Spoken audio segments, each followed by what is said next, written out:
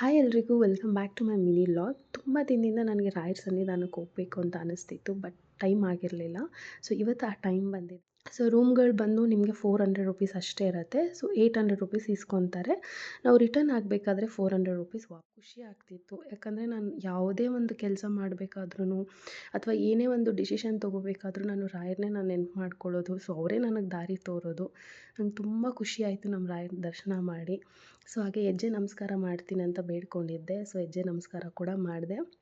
ಏನೋ ಒಂಥರ ನೆಮ್ಮದಿ, ಎಲ್ಲೂ ಇಲ್ದಿರೋಂಥ ನೆಮ್ಮದಿ, ಖುಷಿ ನಮಗೆ ಸಿಗುತ್ತೆ ರಾಯರ ಸನ್ನಿಧಾನದಲ್ಲಿ.